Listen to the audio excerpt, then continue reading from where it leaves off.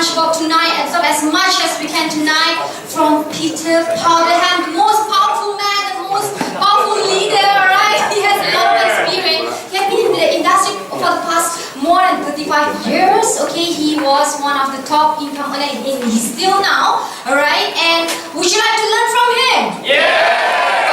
Let's try for IMD, okay? Now let's welcome the special seafood guru from UK, none other than Peter Powderham.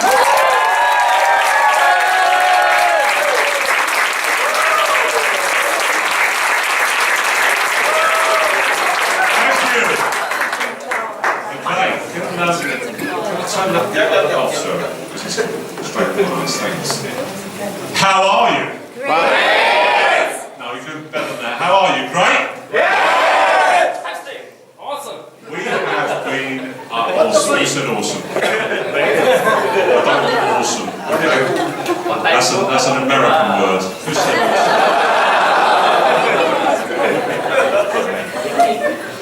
Okay. It's an amazing. But Mary and I mean, I don't know. I've seen. We've done 2 more presentations today. We've seen another several hundred people.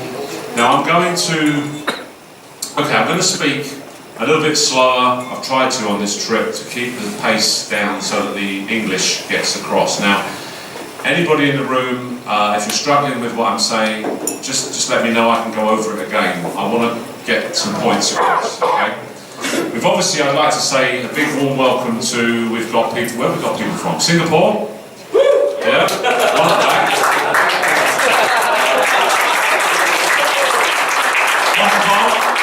Hong Kong. No? Okay. Obviously, Kuala Lumpur? Yeah! I'm glad somebody from Kuala Lumpur turned up. That's a good thing that they came. Cyprus? Yeah!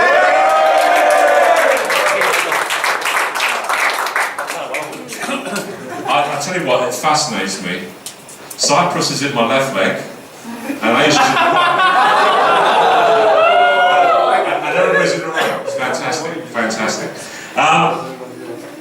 I'd like to set the scene. Now, was everybody there last night when we did when we had the presentation last night? We did the meeting last night. Everybody in the room? Yeah? I want to follow on because this evening is about leadership. And I want to share some thoughts with you, and then on a particular theme, a particular step-by-step process. And then I'd like to open up the evening to questions and answers, get James Sir Irwin involved in responding to any questions you may have about any aspect of the business. Anything you think you need to know more about, any element of the business that you need to understand, or any tips, ideas. So we'll do that after my main training presentation now. And I want to talk to you about something that I have worked with for virtually all of my network marketing career. And it's an extremely important stage-by-stage process. Now, it's called, let's see if this one works.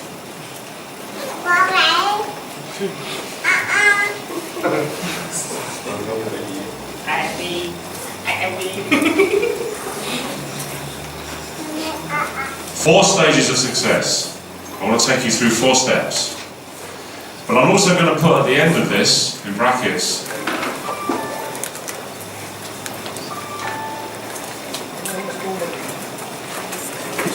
the 4 stages of everything.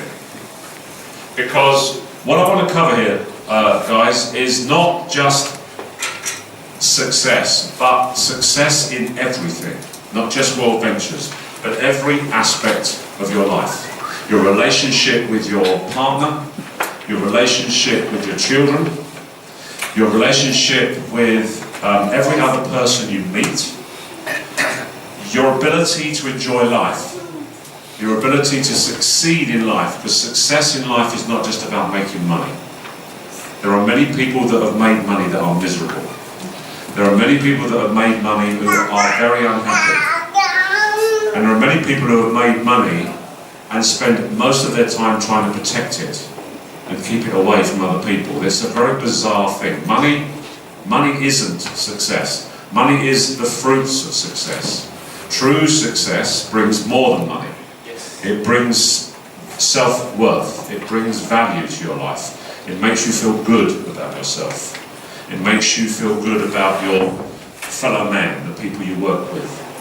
We live in a world that's very complex, and if anything is getting more complicated, because communication around the world is good, but it's also bad, because all the communication means there's too much information, and too many people make things hard for themselves, and too many people assume things and think they know and understand. People think they understand countries and cultures and religious faith and stuff like that, when they don't. And we end up with conflict, and people find life complicated. More complicated than it was when I was a little boy. Because when I was a little boy, we lived in England, and England was England, and that was it. And when we first joined network marketing, you could only do it in England. There was no international sponsoring. There was no global opportunity. So when we joined Amway, we did Amway in the UK. That was it. All we could do. There was no technology. There were no computers that could handle sponsoring or building a global business. So building a global business brings complexity to your ability to understand what's going on. But the wondrous thing about global business is we are standing here from the UK, Cyprus, and obviously from Malaysia, Singapore, etc., in one room at one time with the same goal, the same dreams, the same aspirations, the same team. It's fabulous. That's the good. Complexity in life, with the 4 stages I'm going to share with you, these 4 stages will protect you from that complexity. And these 4 stages will also help you to know what's going on. Not just what's going on in your life, but what's going on in your team. When you speak to one of your people and they say something and you think, I know where you are. I need to deal with that. I need to address that. I need to help you to get back to where you should be. Now, you know, when you take an idea, if I take an idea, I get something, I hear something, and I think I'm going to use that one idea.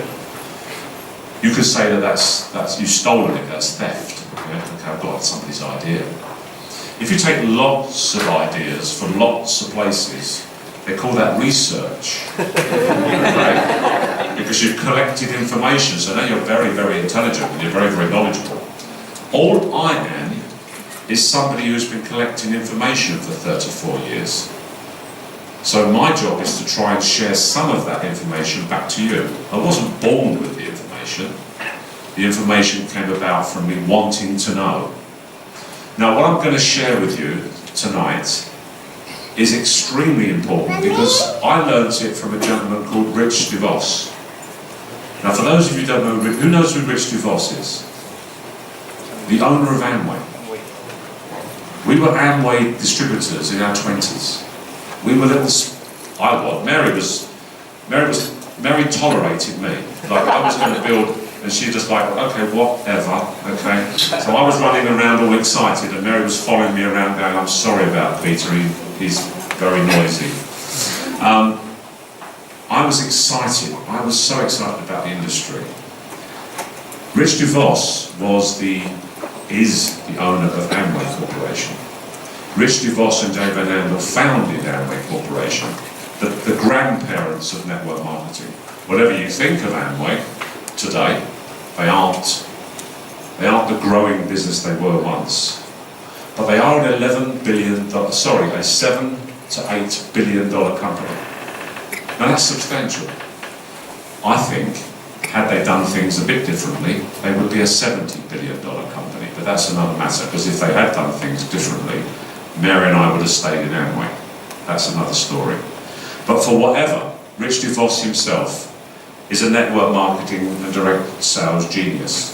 He put together the very first compensation structure, and the very first, in the 1950s, thought network marketing. It wasn't even called that then. It wasn't called network marketing. It wasn't called multi-level marketing. It was called Amway, okay? Because they were the only ones, right?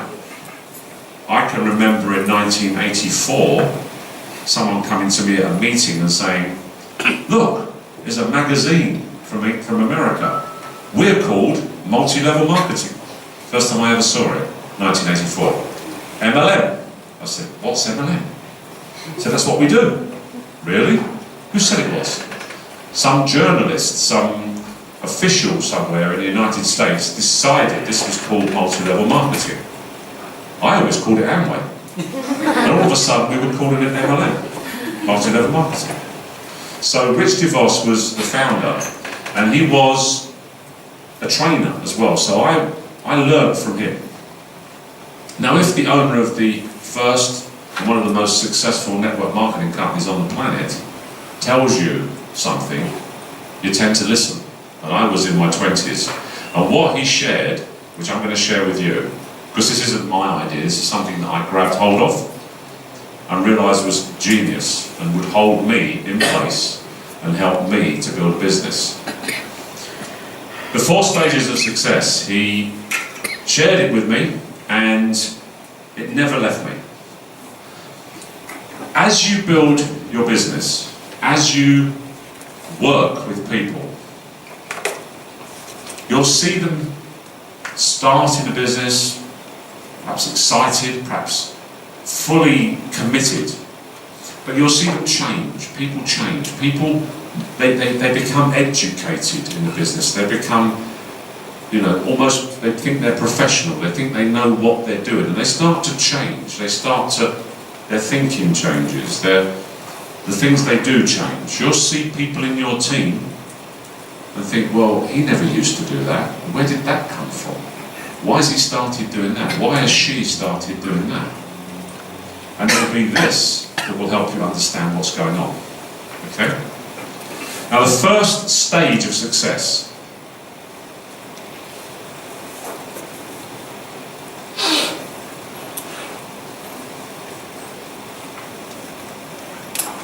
is creative.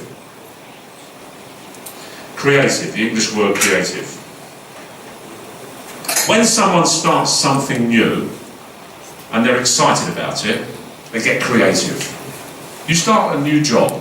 Obviously, none of us want to necessarily have jobs, but if you start a new job, someone starts a new job, they get very creative because they've got to impress people.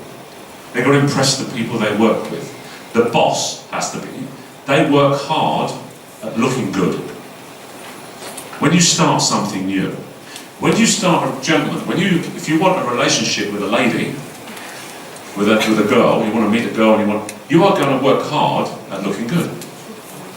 You're going to, have a shower, put on some aftershave, put on a clean shirt, because you're going to want her to think good about you. You're going to want to look good, smell good. You're going to want her to find you attractive. It's what we do. So you are creative. And when you take that lady out, you want to take her somewhere nice and buy a meal, a nice meal. And you want her, you might buy her flowers.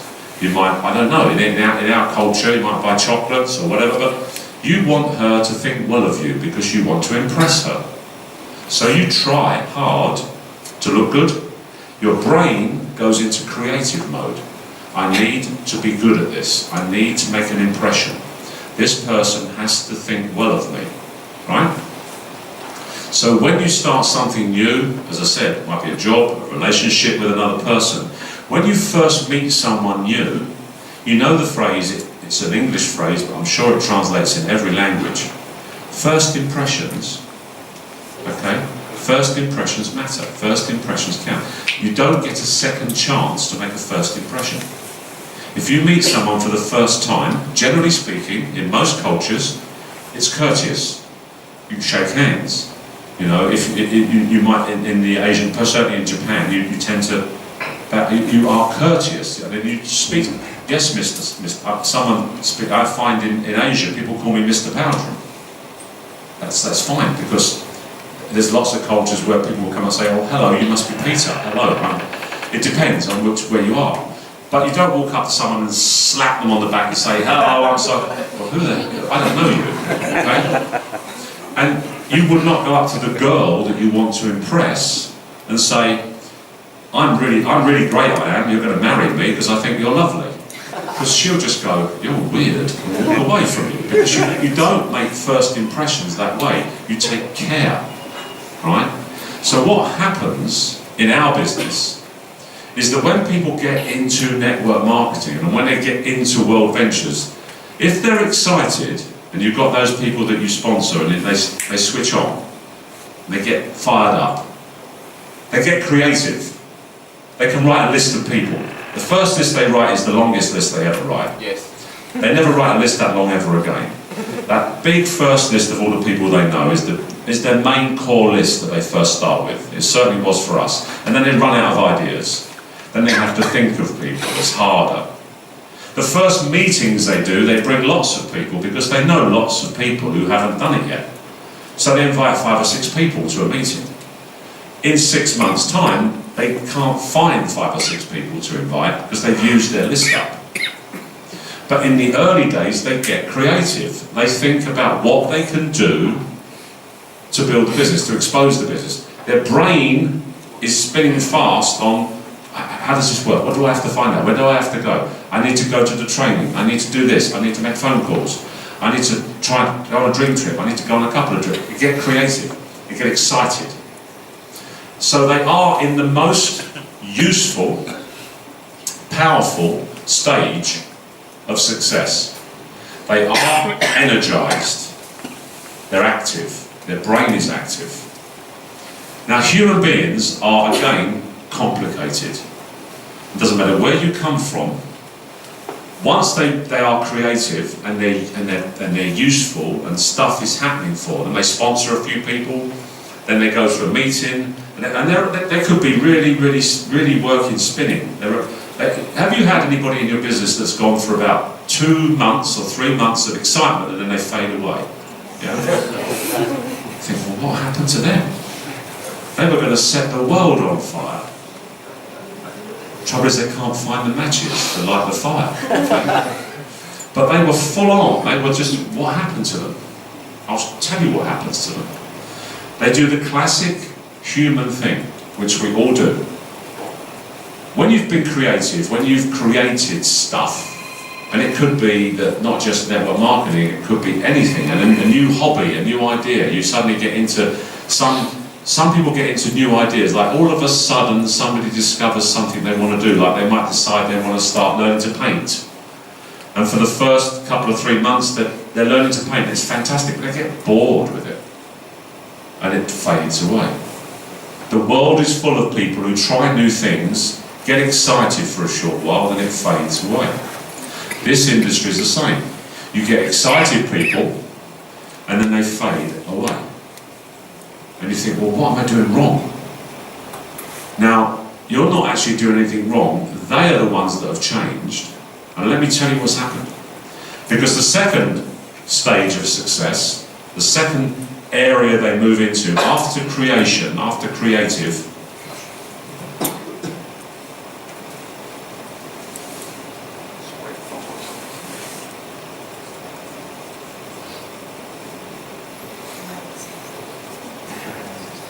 is analysis.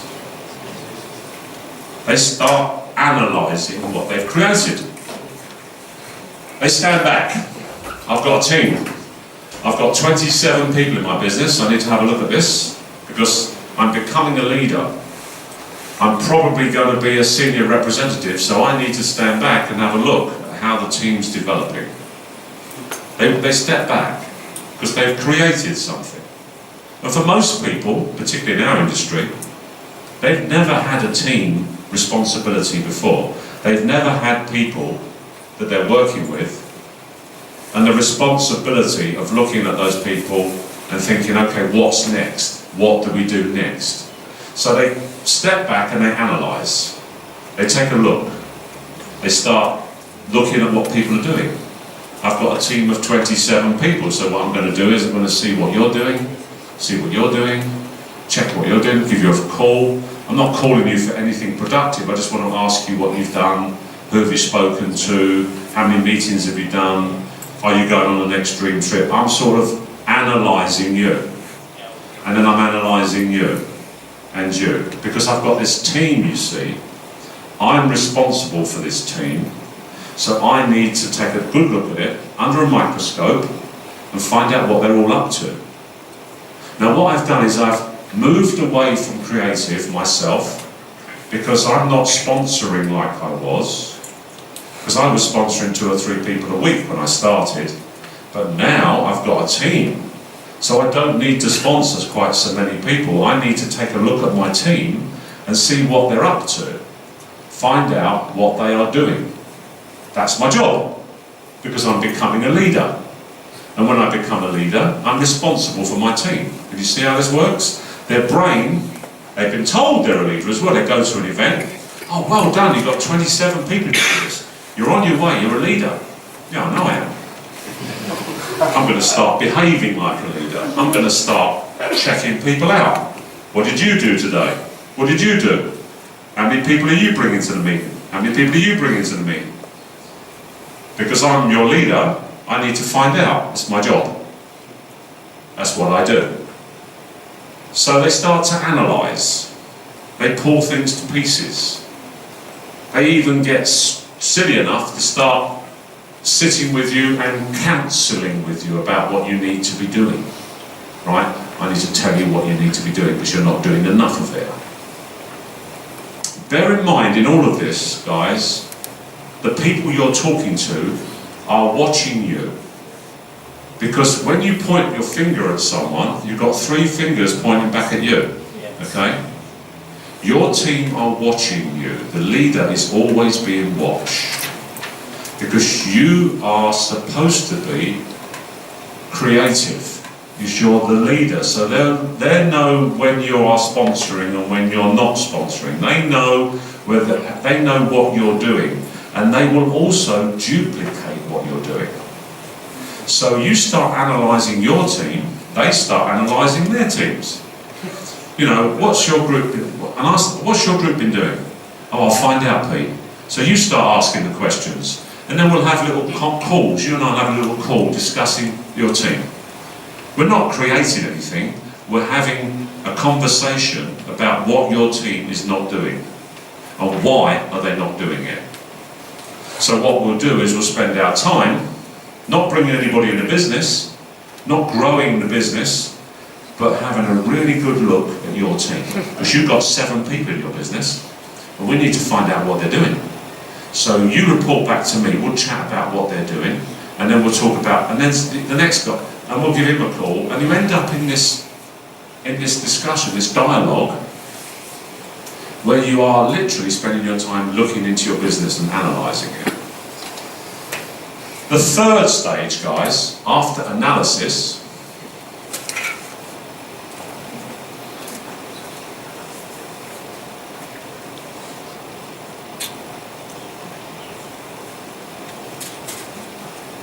is management. I am a leader, and my job is to manage you, because that's my again. I've had a look. I've got a few more people in my business now. It's moved up to 35. Some people are still sponsoring, but I've got 35 people now, so I'm really, really busy. I've got a massive team of 35, and what I need to do is I need to not just analyse them. I need to manage them. I need to tell them what they should be doing. So I need to call them and tell them how many meetings they should be having, tell them to write a new list of prospects, tell them that they have to be doing this, and they have to be doing this, and they have to be doing this, tell them they've got to do these things or they won't be successful. Because after all, I have 35 people in my team, which makes me really successful. And I went to another meeting the other night where my sponsor told me I was a leader again. I keep getting told I'm a leader, so therefore I need to manage you because you're not a leader yet. And I am. So therefore I'm going to, as the dog does, I'm going to sit on my butt and I'm going to bark like a dog. I'm going to tell you how it works because I'm your manager. I won't use the word manager, but you need to respect me because I'm a leader. I've got more people in my business than you have. So my job is to tell you how this works. Because you see, telling people what to do is easier than doing it yourself. I'll repeat that. Telling other people to do it is easier than doing it yourself. You see, I don't have to sponsor too many more people because I've got a team that can do that now. I've got 35 people who should be sponsoring. So I need to tell them, you need to get busy. And I start to actually tell them what they're doing wrong, tell them what they need to do more of, tell them what they need to, you need to be doing this, you need to be talking to so-and-so. Why aren't you speaking to that guy? He's in your team. He's sponsored 2 people. Why don't you get him to get his 4? You need to work with him for him to get his 4. My job is to get you to get your 4, and to get your guys to get their 4. That is not your job. Right, let me start there straight away. I'll tell you what your job is in a minute. So you are now looking at your team as a manager. Bearing in mind, these people left. They don't want a job. They joined an independent business where they work for themselves. They didn't want an upline telling them what they're doing wrong, telling them they're not doing enough, barking at them and telling them how they should be operating. Are you following this? This is critical stuff, guys. I'm telling you, this stuff will change your business. And I'll tell you why in a moment. So you are now a manager. You're in stage 3. Stage 3 is the point at which you are beginning to die. You become a manager in network marketing, you will ultimately die. Right? Because there's no room for management in this industry. We are bore management. Management is out the window. Okay? We're teams, we're team players. Nobody manages anybody else. Nobody has the right to tell you what to do. What we sell in network marketing is freedom. My sponsor tells me what to do and I'm going to completely ignore him. That's what I was like anyway. And I can remember my sponsor telling me that I'm thinking, well, remember what I said just now? I'm watching him. I know what he is doing because I went to the last meeting and I saw that he didn't bring any new people. I went to the last boot camp and I saw that he didn't bring any new people. When did he last bring anybody new into the business? He's a senior rep now, and he's a senior rep who thinks he's made it because he stopped sponsoring. What he does now is herd his group. Come on group, it's my group, sit down here, we're all a team, this is us, okay? I'm the leader. Oh, by the way, I've got a t-shirt with my name on it, because we're all going to be called Pete Powdering, okay? We're the Pete Powdering team. Start doing that, and you're definitely on a slippery slope, I'm telling you. We're all in World Ventures, right? Now, I'm going to be, I'm your leader, sorry. Yeah, sorry. Sorry, someone need to remove his car, BAK888. Please remove the car now. Thank you. So, I want to make sure you're following this. Management mode is stage 3. You're almost dead. Almost dead. And I'll tell you how this works, how you use this in a moment when we get to stage 4. Now, stage 4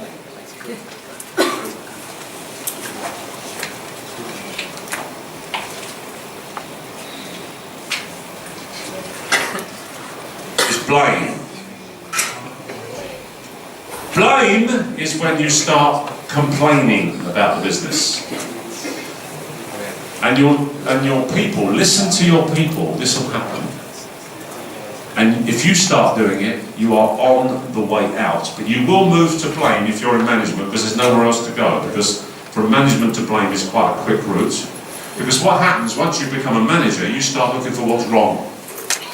So you start telling, you blame 4 things. In network marketing, you blame 4 things. You blame upline, you blame downline, you blame the company, and you blame the products. Right? It's not working for me. It's the products. There's not enough dream trips. I don't like the dream trips. The ones I went on were okay.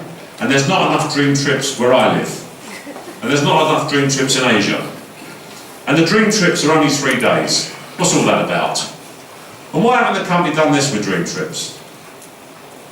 The products are not good enough. And I'll tell you what else is wrong. My upline. They don't help me.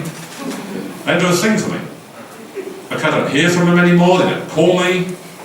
They don't recognise me because I am a leader. They disrespect me. My upline, really, quite honestly, I don't like them anymore. And my downline, and by the way, I don't like the word downline. It's a negative word. Stop using the word downline, by the way. Down is a negative word. It's your team. Okay, but I'm going to use it in this training incident, right?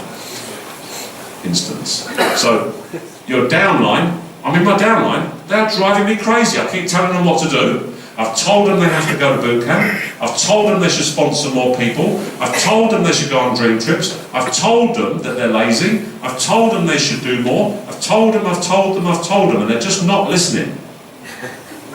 My downline are just stupid people. I'm fed up with them. People get angry about their group, right? Their team. Oh, and then there's the company. You know, I'm not so sure actually about this company. I've had another look at it. There's some negative stuff on the internet. I'm not sure some of it might not be correct. Quite honestly, I'm getting a bit worried about the company. You'll blame your upline, your downline, the company and the products. Now, once you are blaming, you are dead. Dead as a dodo, right? Dead as a dinosaur. It's all over. Because your team know you are complaining about the products. You will tell them. You will actually talk to your team and call them up and have discussions about, yeah, I agree with you, the products aren't that good. That Dream Trip's not very good, is it? No, I don't think it's very good, Pete. And you want to have a really good complaint session, and you want to moan and gripe about the products with your team. And the reason you do that is because you want to confirm you're right.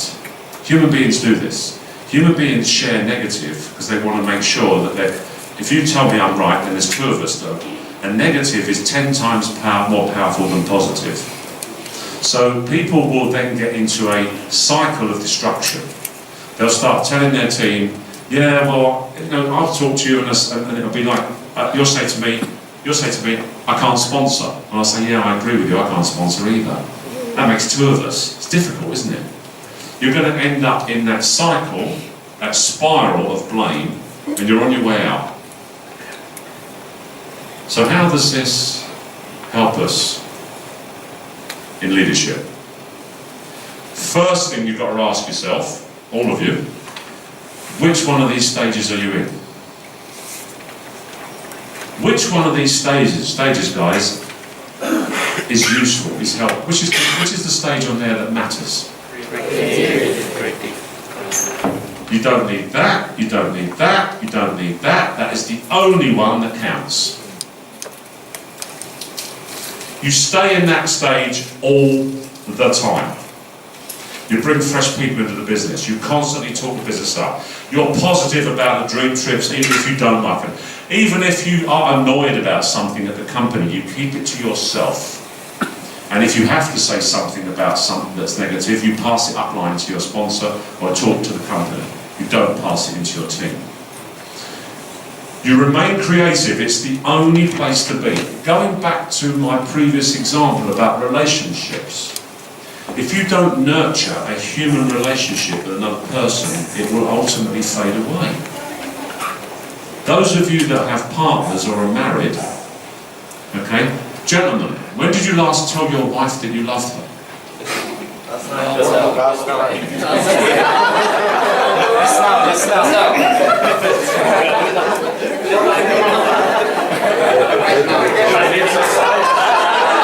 This is exciting, so we can call her. Send her a little message. I love you, I do. Kiss. When did you last tell your wife or your partner that you love her, gents? Because if you don't, somebody else might.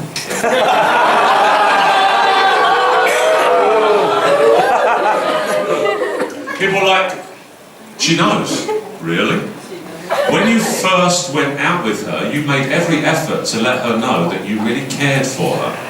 and that you liked her a lot. In fact, you grew to love her. And then you told her you loved her every day. But after 15 years, I do, but why would I mention it anymore? She knows. We've got a marriage license. She knows we're married. Yeah, she knows you're married, but it doesn't hurt to occasionally just walk up and give someone a hug and say, I love you, I do. Including your children. When did you last tell your children you love them? Okay. When did you last go up to your friends, give them a hug, give them just a squeeze and say, you know I think the world of you, don't you? You know I will be there for you when you need me. They might know that, but they need to hear it, right? So you remain creative in all relationships with other human beings, otherwise they die. Those relationships will fade away. And I'm serious, you know this is true. If you don't nurture a relationship, it dies. Assumptions are made. You know, they've been married 30 years, therefore they'll be married another 25, 30 years. Not necessarily. Because their relationship is drifting apart. They don't talk to each other anymore. They don't share anything anymore. There's no creativity in that marriage. There's no creativity in your business because what you've started doing is analysing, managing and blaming. Your creativity, guys, is what you did when you first joined. Sponsor new blood. Bring new people in. Go to the meetings. Remain excited about the business even when you're tired. You'll see James Lee, every time he does a presentation, he's jumping up and down on the stage like he needs to go to the toilet. But the new person in the room's thinking, wow, this guy's excited. But James might be exhausted. James might be getting off the stage and going, I'm so tired. But you can't see that because what you have to see is creativity. Because you want that new person to join you, therefore they have to see energy. People join energy, they don't join information. They don't join facts. People join emotion, they join passion. We make decisions in our lives with our hearts, not with our heads. You make a decision with your head, but your heart wasn't in it. It's the wrong decision. How many of you have made a decision with your head and then regretted it afterwards? I don't feel comfortable about what I've just purchased, or I don't feel comfortable that I said yes. I should have said no, because my heart is telling me, you shouldn't have said that. We are creatures of emotion. We build our lives around emotions. Love, hate, unfortunately, greed, envy, right? We are people, unfortunately, with complex beings, and we make complex emotional decisions. So we have to work hard at focusing on constantly monitoring our behaviour. So that when James gets on the stage and he's excited and he's smiling and he's singing into the microphone when he's presenting, and it's actually the 16th time this week he's done it, and he's said this 1,000 times, and it's getting a bit tiring, keep saying the same stuff. The new person in the room's never heard it before. They're hearing it for the first time, and they have to hear that same song as good as it was when it was first written. Okay? You remain creative and you will build a monstrous business. You constantly are on top, you're constantly excited, you're constantly telling your team it's going to be great, we're working together. Come on, I just sponsored someone yesterday, I want you to meet them, I'm bringing them to the meeting. You do a meeting and you tell your team, I've got 3 new people in the room. Stand up, I'd like you to welcome them to the team. They've just joined us, joined me, I've sponsored these guys. And your team sees what you're doing, they duplicate it. Rich DeVos said to me, when someone comes up to you and they complain and they're in this mode here, oh I haven't been able to sponsor anybody, I can't find anybody, you turn around and say to them, oh, let me tell you what I did this week. On Monday I signed a guy up in Manchester. Tuesday I did a meeting in London. I've got 2 people coming to the meeting on Monday. I've got 3 people from that team going on the next dream trip. I've got 75 people going to the boot camp. And there's a whole load of us going on a trip together. We're planning a dream trip as a team, which we're organising with the company. You tell your people, use the phrase, let me tell you what I did today. Because I'm not going to engage in a conversation about what's wrong with your business. I'm going to tell you how busy I am. Because the speed of the team is dictated by the speed of the leader. What the leader is doing, the team will copy. James Lee, Sir Irwin have dynamic teams because they don't sit still.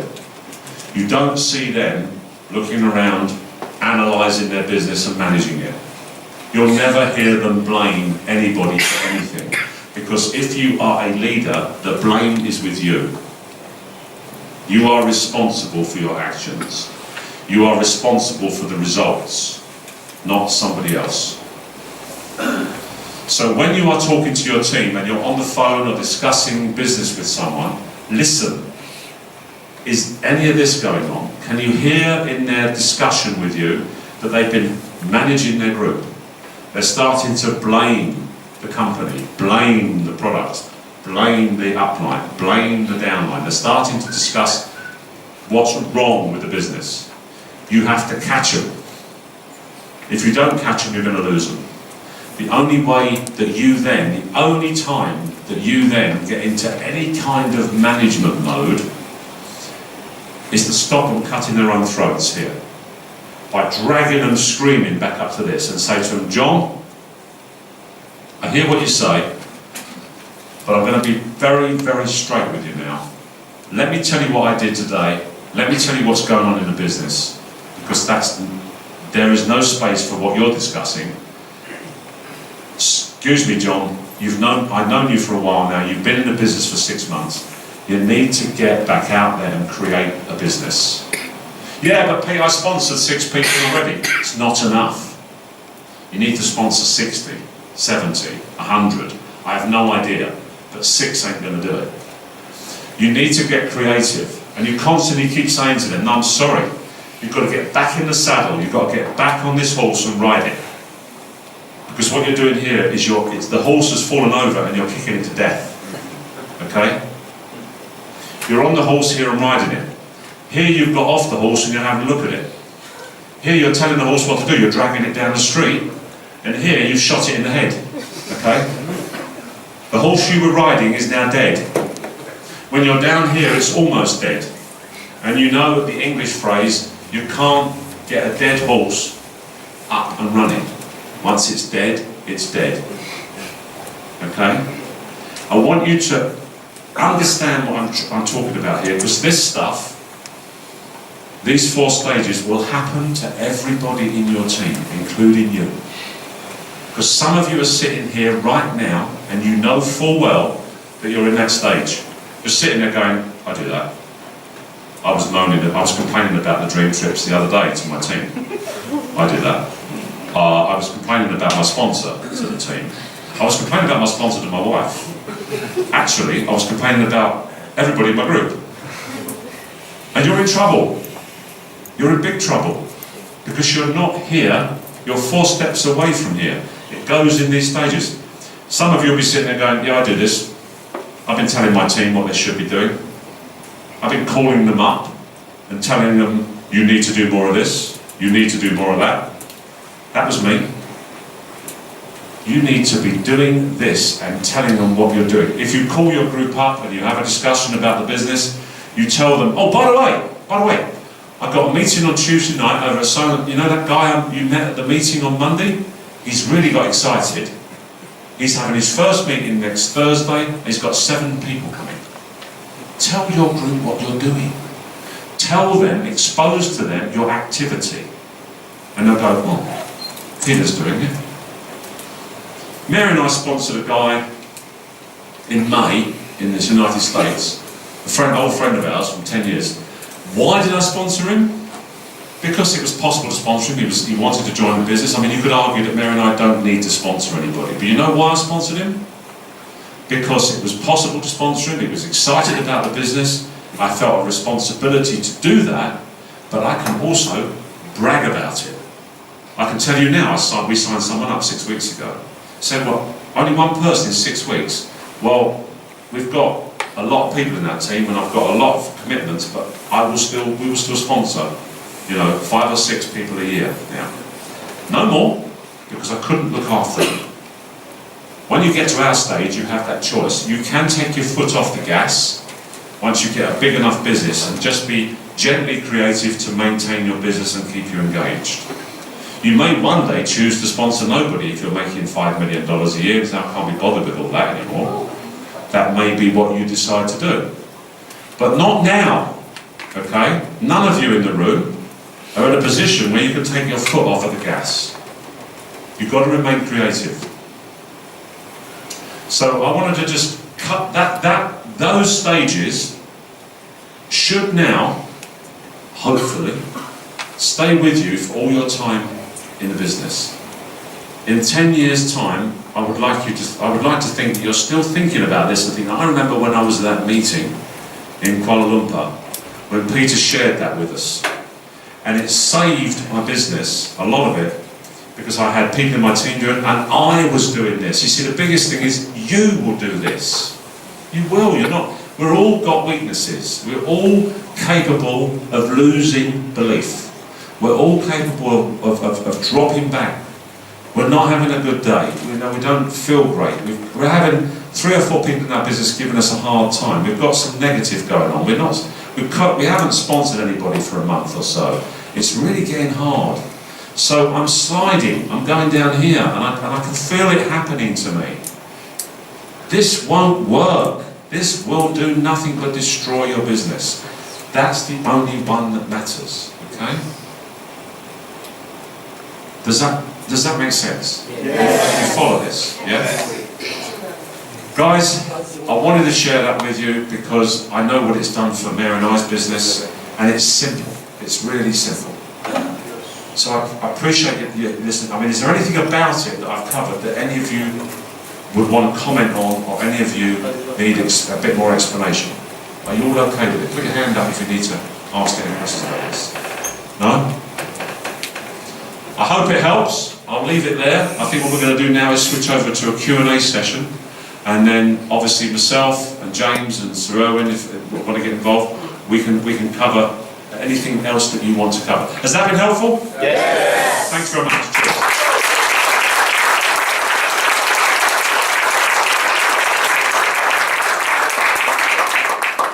James, do you want to? Should we just do? Do you want to come up, or do you want to? James has been complaining all day, by the way. He's been complaining about his sponsor. He's been complaining about the products. No chance. What's the products? Especially about the products. Okay. I think the thing to do is any area of the business, any aspect of the business. You've got myself, James here, Sir Erwin here.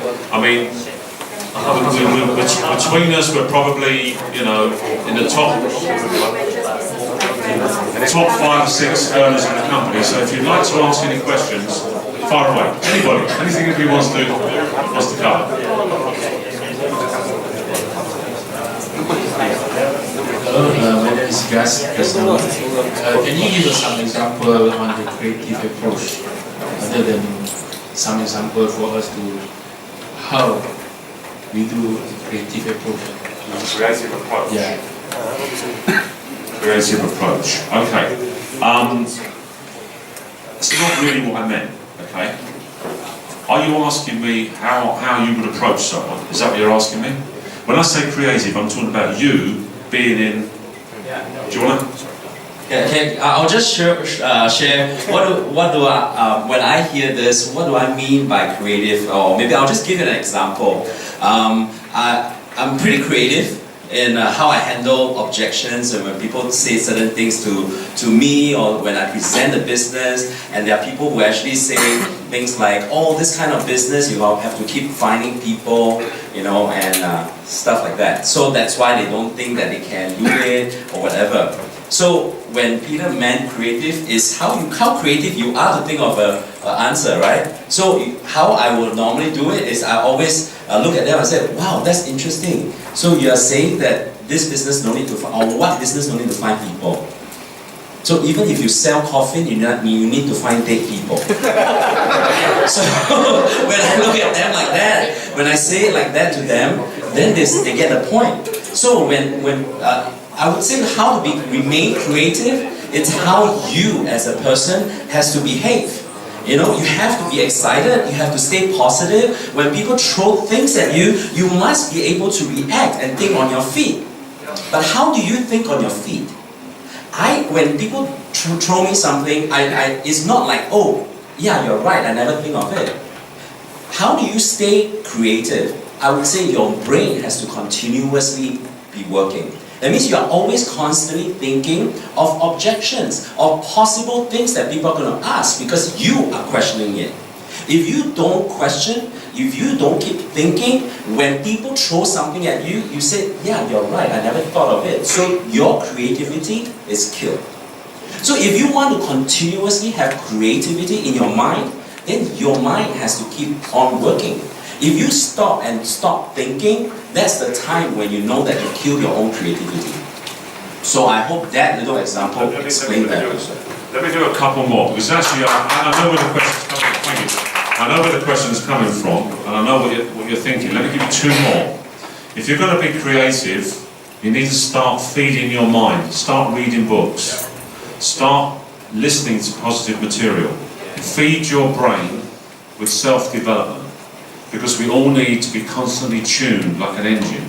Even if you think you're positive, you need to keep feeding your brain through your ears, through your eyes, with positive information.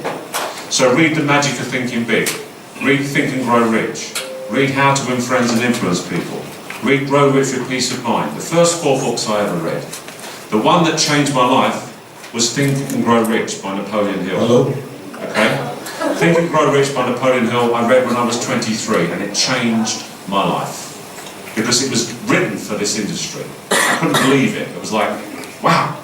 The mastermind principles in there, where you build a core of people around yourself. Okay? So feed your mind. That's one creative thing you need to be doing. The second creative thing you need to be doing is your brain, like a radar, needs to be constantly locked into anything that can grow your business. And that's people. Here's what I used to do. I used to do this to such a degree that it used to used to wear me out. I was kind of almost like hugely frustrated with myself because I couldn't stop thinking about it. It was my subconscious brain telling my conscious brain to do it. You see, and I'll tell you what it is in a minute.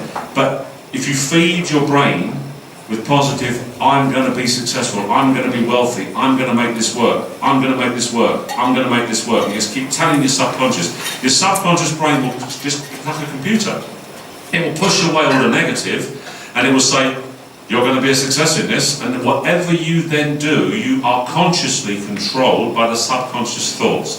Subconscious pushes into the conscious, and then what comes out of your mouth and the way you think on a minute by minute, hour by hour basis is wrapped around what you've programmed your subconscious brain to believe.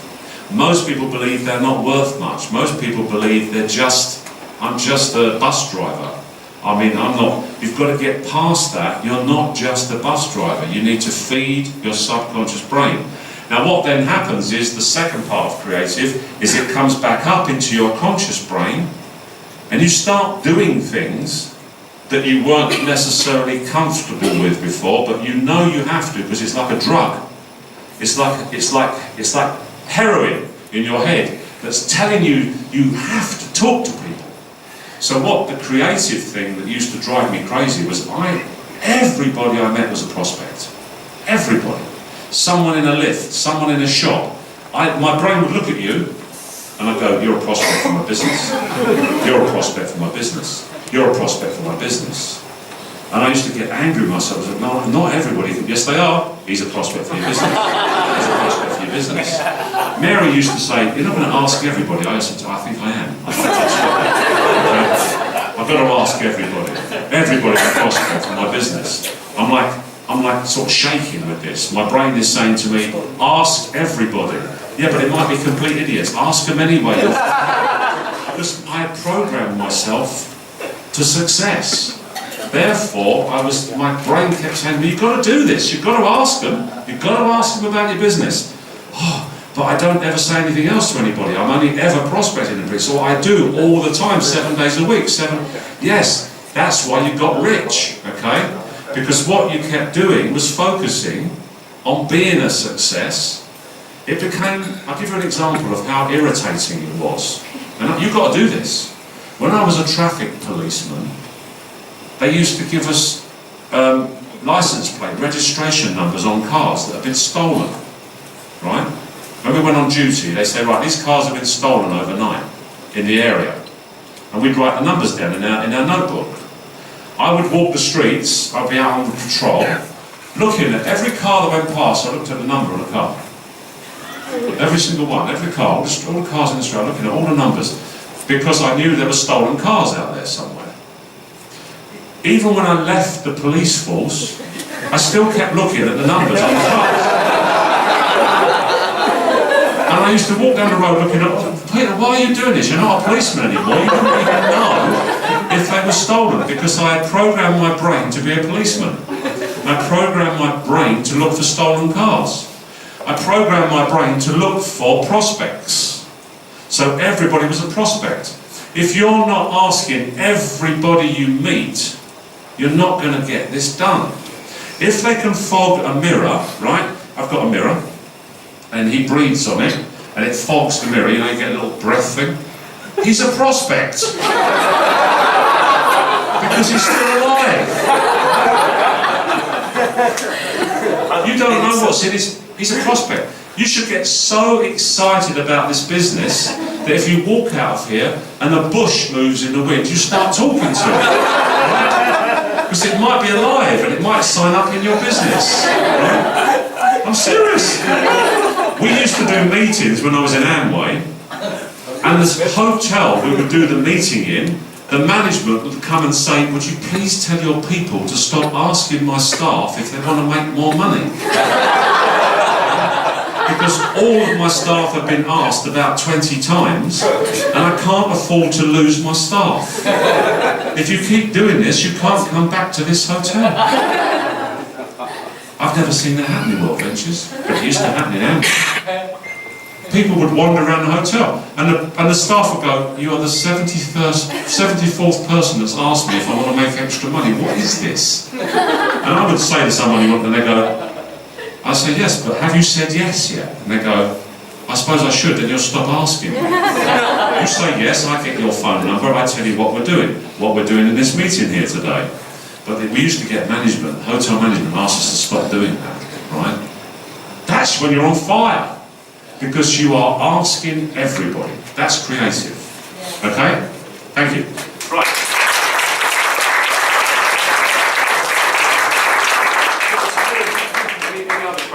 Any other questions? Anything else? No? Well, you're all that good. Hello, Wendy. Good to see you. I have people always say that I'm not a network marketer. I don't want to be able to be in this field. Is there any answer that I can give them so that they will have hope and confidence in themselves instead of telling me they will not be one? Do you want to, I've got an answer for that. Do you want to answer it? Yeah. Or do you want me to do it? Yeah, you do it first and I'll do it. I always like answering questions. In fact, when anybody tell me they are not or whatever, first and foremost, I have to look at, are they saying that just to shut me off? To basically another way of telling me, no, I'm not interested? Right. Or is genuinely they are incapable or they think that they are not worthy? Right? So, I mean, you can sense it when somebody tell you that, okay? So if, let's say, they are just trying to shut me off or whatever, and in fact, most of the time when people say that, this is not for me and all those stuff and things like that, for me, I won't like go and say, oh, let's do it together and help you or whatever, because our role is not here to convince anyone or to convert anyone. Our role here is to find those ones. You get me? So we are here to find those right people. We are not here to convert or change anyone. But if that person wants to be changed, he or she will show up. And when he or she will show up, it's not you trying to hunt them down. They are going to hunt you. Okay? They are going to come up to you and tell you that this is what they want. They want a change. They want it. And then that's where you work with these people. So those people who come up to me and say, or after they see this whole thing and they said, I'll think about it, or whatever, my instant reply to those people who tell me they want to think about it, I'll say, great, think about it, but don't take too long, because I'm going on, I'm moving on. Okay, don't take too long, and then I'll move on. You get what I mean? Because all these people who tell you, this is not for me, or this is whatever, I will just tell them, we have a team here, we have a support, this is what we have, and all those stuff. We are moving, we are growing. So you want to, basically you want to attract people to you, you're not here to pull them in. Does that make sense? Yes. Okay, so remember this, we are not here to convince or convert, we are here to find. That's all.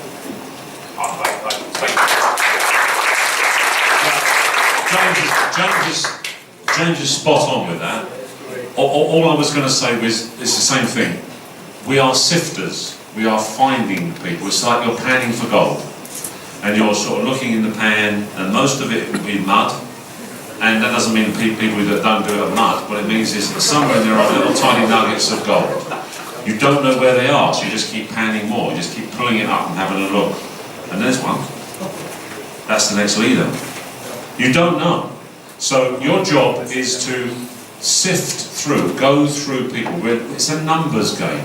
It's always been a numbers game. None of us are that good that we can know when someone joins the business what they're going to do. And people can talk very loudly, and words are cheap. Words are cheap. Words will, oh yeah, I'll do that, oh yeah. Your actions. What you do, remember this phrase, it's an English phrase. What you do speaks so loudly, I can't hear what you're saying. Right? What you do speaks so loudly, I cannot hear what you're saying. Because action is what matters. We're looking for people to take action, and we don't know who they are. Does that help, Wendy? Yes. Thank you. Right.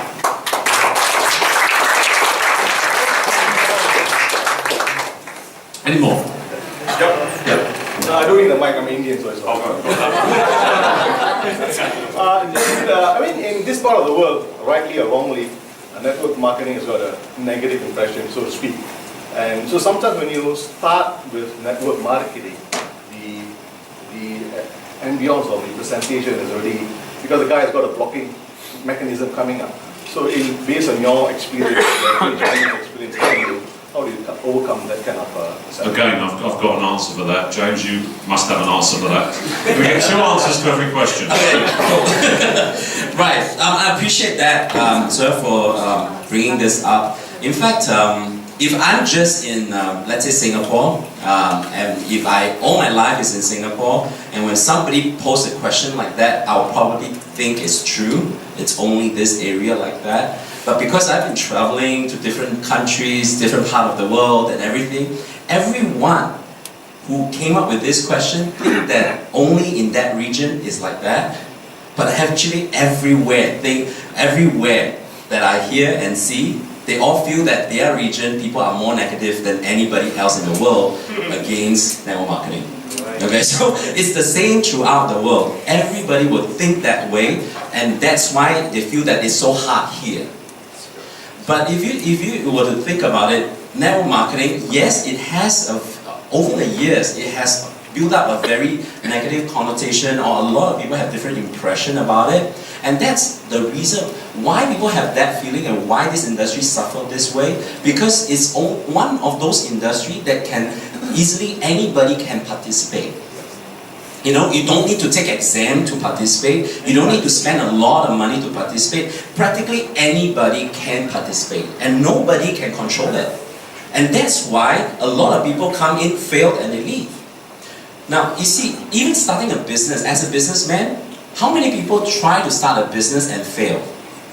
And why do you not hear people say that business doesn't work?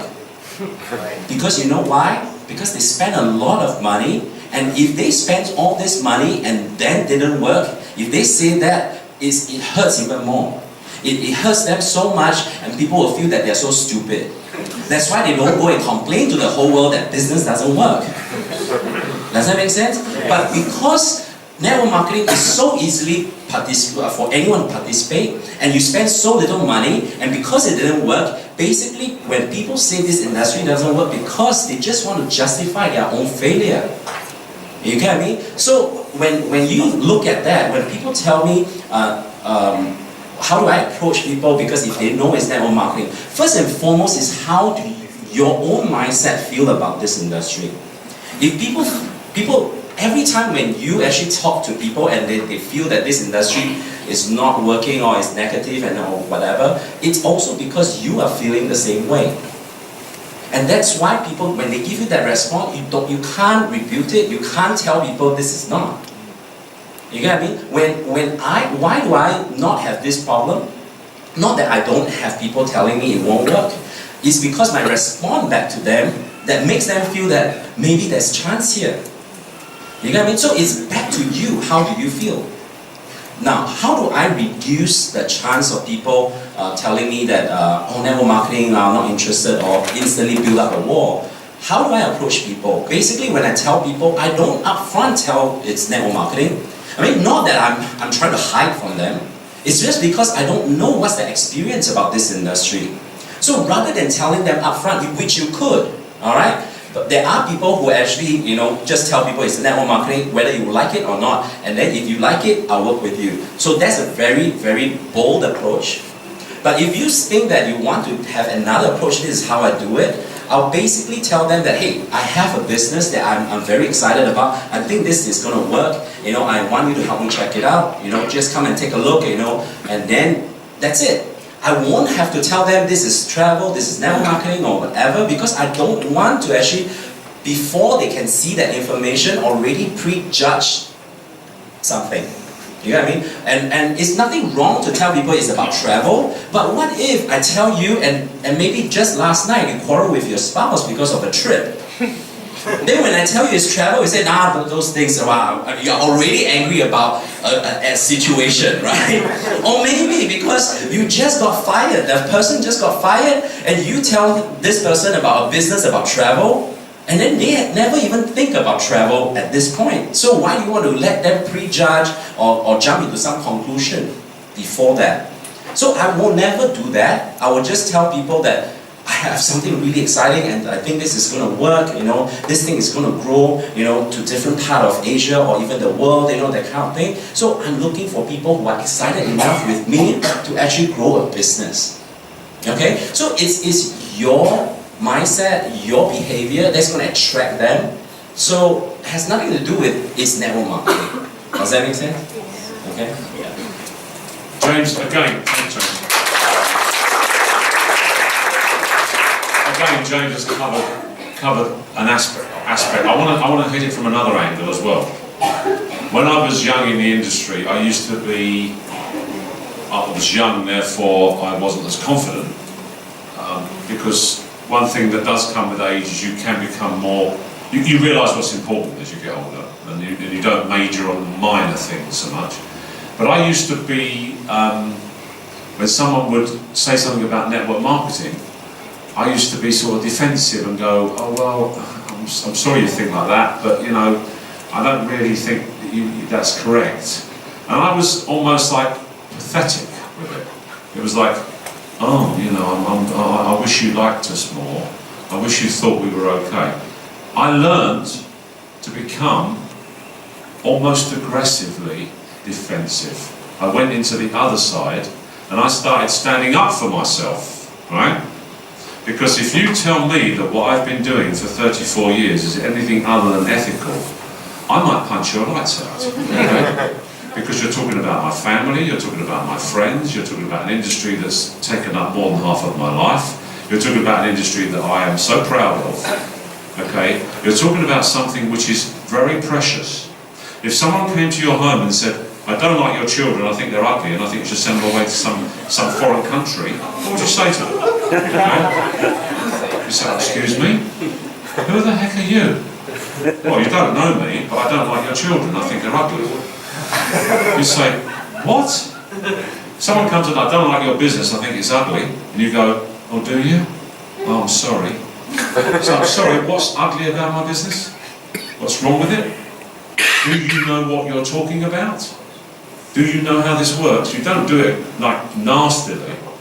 We had a Mary and I were talking to a quite senior tax official in the UK, and we were discussing, because this chap's got quite a lot of power in sales tax environment in the UK, and we were chatting about our business.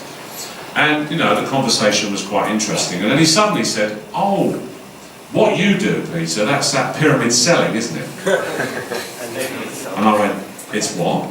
And he said, "Pyramid selling," he said, it's not really, you know, it's a bit of a little bit of a grey area." I said, "I beg your pardon?" I said, "What do you know about it?" Mary got quite worried, because she thought, well, don't upset him, Peter, because he's got a lot of power. He's a tax inspector, and he might come, you know, he might decide that he's going to pick on our business. I thought, I'm not putting up with this. I said, "Tell me what you think you know about direct selling and network marketing." He said, "Well, they're all a bit," and he's taken out with his comments and his opinions. I said, "Come with me." I took him to the computer. I took him online. I showed him the business. I showed him the trips. I showed him what we were doing. I said, "That is a legitimate online business all over the world and currently in 20-something countries. Furthermore, we do $20 million a month in that company. Okay, we don't have a structure that you understand, right?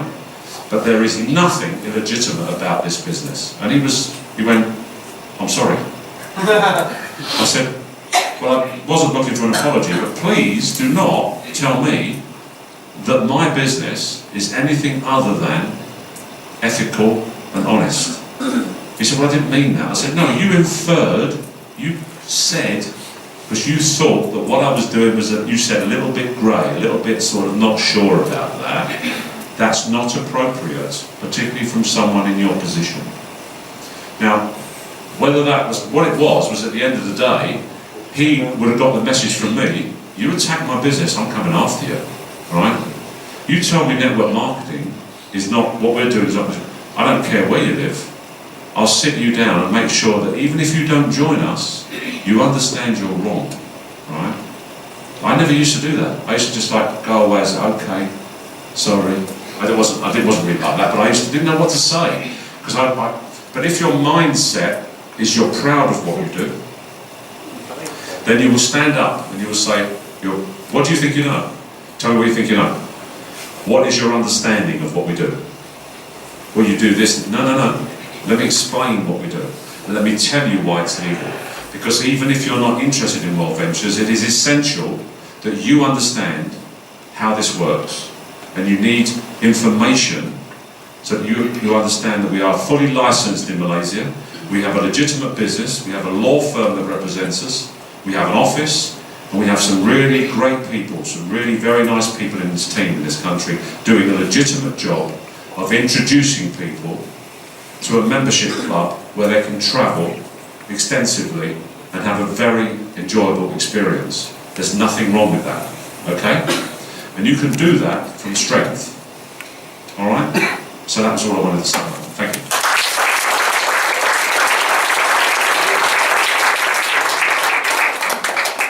Anything else? Yes, so, do you want a microphone or can you shout? I can shout. Hi. Can you hear me? Okay, what was your name? Yes. Ness. Oh, we met before, didn't we? In Singapore. Yeah, we did, in Singapore. With regards to the 4 commandments, right? 4 commandments. Okay. I do hate to get into the management mode. How do you, in these days of Facebook, right? How do you really control teammates or team members that are really stubborn and start blurting out dream trips online, complaints online? How do you advise them? You advise them one time. My experience was I've got this person and he will post everything about dream trips online with the prices, and I will say to him, "Please don't do that." Next week he'll post out complaints online.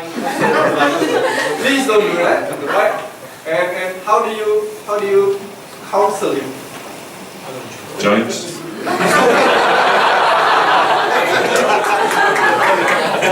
James is the Facebook expert. In fact, because we are living in an information world, there's no I mean, first, okay, there's no right or wrong of who wants to put any information up on the internet, okay? But the thing is, there is governing so-called policies within the company that actually controls and govern that. So if anyone were to do anything like this, what I'll do is that, okay, as friend or whatever, I'll tell you, I won't say that is a management thing, but it's more of like advisory or just telling it, okay? Like, you shouldn't be doing that. Do you know that compliance actually can get to you? So when you say things like that, there are just people who needs authority to tell them. We are not the authority. None of us here are the authority. The authority is the company. So compliance is the authority. So if I see anybody, in fact I see a lot, and I do tell those people to take certain things down, please do, because if not, compliance is going to get to you, you're going to get into, some problem or trouble. I will tell them first, if they consistently and despite multiple not going to abide by the rules, to protect the house, I will then send to compliance and let compliance deal with them. You get what I mean? So it's like, it's all our responsibility that I say that we will have to advise each other, because there are sometimes people just ignorant, they don't know. So when you tell them and they don't heed the advice a few times more, then compliance has to come in. Because we do have a governing body in our company to deal with such situation. That's all I will do. Unless, were you talking about reps that are in the business doing this? Yes, yeah. Okay. Is there not people that have left the company? They are reps. The thing is that I think I agree with James about protecting the house. We have the deal here. We got this stuff. I think as building is business, sometimes we don't want it to be tainted in that sense, So I guess it's current reps. Yeah. Again, I had someone quit the business, and he put some stuff on Facebook. It wasn't that bad. It wasn't about me. It was just that he decided to go into massive blame mode because he had to justify quitting the business. So he was saying dream trips are no good, the company's this, and blah, blah, blah, blah, blah. He put all this stuff on Facebook, which was just rubbish, because I'd known the guy for 30 years, and he just wanted to justify his decision that he left. So he thought he would broadcast to everybody, I've left World Ventures and here's why. Now, I took the action. I wasn't going to say anything, but I thought about it for a few days, and then I sent him a private email. I didn't go on Facebook. I sent him a private email, and I said, Steve, I'm really disappointed in your behaviour. I thought you were bigger than that. I thought you were someone who wouldn't do things like that. Why would you want to damage Mary and I's business with that kind of commentary? You didn't respond to this email because I think you've already said enough. Now, he hasn't spoken to me since, but I know for sure that he hasn't not spoken to me because he's angry. He hasn't spoken to me because he's embarrassed. Because I didn't have a go at him, I didn't pick on him, I just said, I'm sorry you said that, because I think that you know full well that you didn't need to do that. If you want to leave World Ventures, you don't need to try and hurt us. So that's one way to deal with people, particularly on Facebook, because if it's open broadcasting, don't attack them. Just say, well, really, I have to say I don't understand where you've got that from. If you'd like to discuss it, give me a call. Don't attack them. Just say, no, perhaps this deserves a discussion. You see, there's the old adage which I've used many times, is when people have attacked me in business, I've actually said to them, I'll forgive you for what you just said, okay? Because you obviously don't understand how hurtful what you've just said is. Because I think it's inappropriate, but I'm sorry you said it, and I forgive you for saying it. And if that is, and people are quite shocked when you say that. Because you don't go back at them. You just say, okay, I've heard what you've had to say, and I forgive you for saying it, because it's unfair. What you've said is unfair. Okay, you know it's not true, and I'm sorry you said it. You take all the wind out. We haven't got an argument. They wanted an argument, and they haven't got one. They've got someone who's literally gone, okay? Sorry you've become like that. Since we touch on this, like posting and maybe along that same kind of topic, I also understand. I'll take this opportunity to also address the recent radio thing. You know, I'm sure it possibly in your head, or there are people who actually ask you or talk to you about. Are you aware of that first? Yes. You are, right? Okay. So in fact, I'll just explain it in such a way that as long as a company or anyone who is big enough or growing, or people can see you as a threat or something like that, you are going to attract a lot of people who want to take you down. There are people who just want to do something to slow you down, to take you down. All right? And in fact, this is not just the first case or the only case, and it will be the last case that's going to happen. We have to be prepared for such things. All right? Any growing company, if you are big enough, you have to be prepared about such things like that. Okay? So even in Singapore, back in 2012, we also had the same thing. You know, in fact, it actually went on news. Right, and they covered up the whole logo, faces, and everything, you know, and even talk about the refer for, pay no more thing, you know, on news, you know. And the thing is, when all these things happen, basically as responsible leaders, okay, don't go on and start to try to defend it or try to talk about it or go everywhere and start, when you see people saying the wrong thing or not something not right, you go hate on, like what Peter was saying. Don't go hate on with all this situation, because when you go hate on, you are just playing into the game of those people who want to try to attack you. This happened in anything, and I would say how you handle all these things is let it to blow by the wind. So let it just blow it through first, and then how do you actually handle all these negative things and stuff like that, where people try to put things that are not true on it and to make believe that they are real, is that we do what we do. We do what's real. We put up all the positive things that we do, right? The happy moments, all the dream trips, people go on trips, these are real, all right? I mean, we are not a bunch of actors. You can't employ 200,000 actors all around the world to act this as if this is real. You know what I mean? So, we are not employees. We have the freedom of speech. If I enjoy my life, I enjoy my life. If I change my life, I change my life. There are real people out there who, because of this platform, get their lives changed, get their life back, get the freedom that they want, get all the friendship and family ties, everything, bonding. We experience that, and this is real. Nobody can look right through our eyes, the people who are benefiting from it, and say this is not real.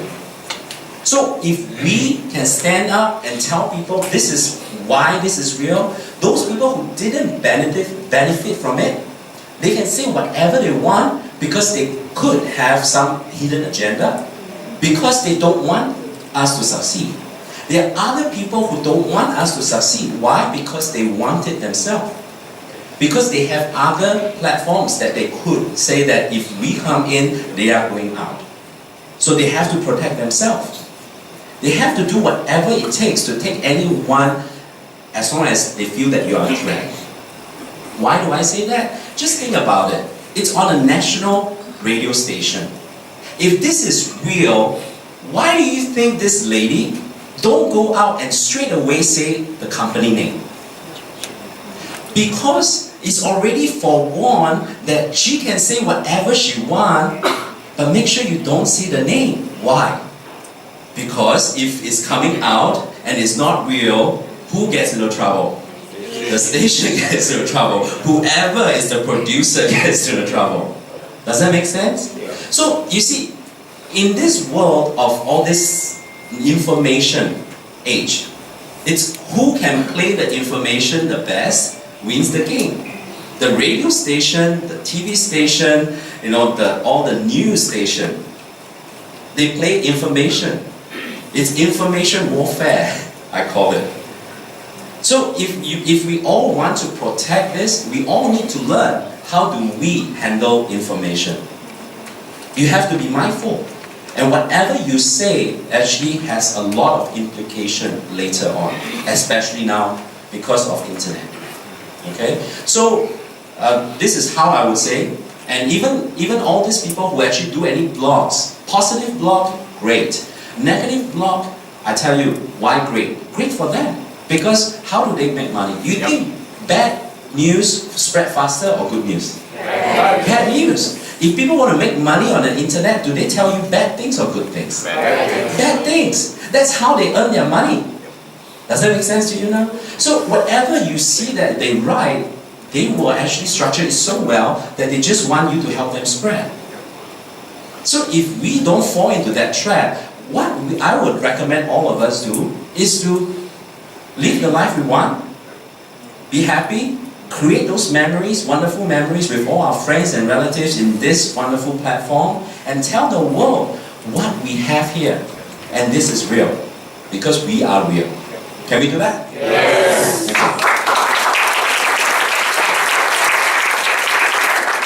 Before the next question, I want to also move, while we're going down that lane. Guys, I know from personal experience that this is not the end of it. You're going to get attacked again. And again. It's going to happen, okay? Because, yeah, we've got some guys in the room here from Cyprus. Okay? Now, I don't know if you've been in the business long enough, but Cyprus got hammered in the media. Cyprus got really hammered. There was some real problems in Cyprus. In fact, it was before Asia was even open. And the Cypriot business took a hiding. It really, really did. Were you guys around when that was going on? You had media problems and that. They're still here. Look, they didn't run away, right? The bottom line is, it takes courage to stand up for what you believe.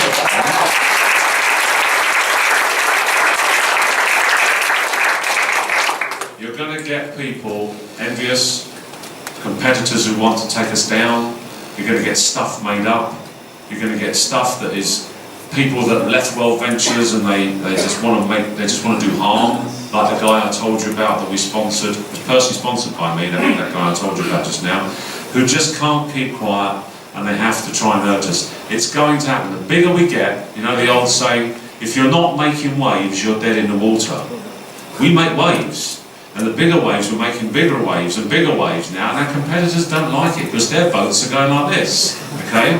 Because we're making waves, and what they're afraid of is we're going to tip their boat over because we make bigger waves than they make. Well, guess what? We're not going to sink them, okay, but we are going to make them seasick, all right?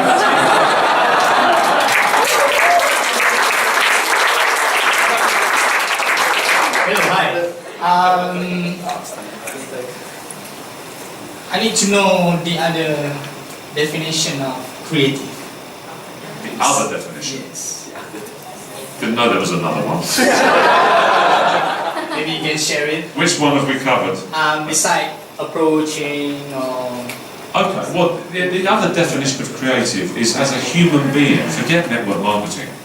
What I was trying to explain here, and perhaps it's a translation issue, I don't know. Creative means that you are a fully active person who's doing things for your future. You are pushing out, okay, from where you stand and doing what this business requires. You're talking to people, you're prospecting people, you're going to events, you're bringing people to meetings, you're attending meetings, you're attending trainings, you're doing everything that the business requires.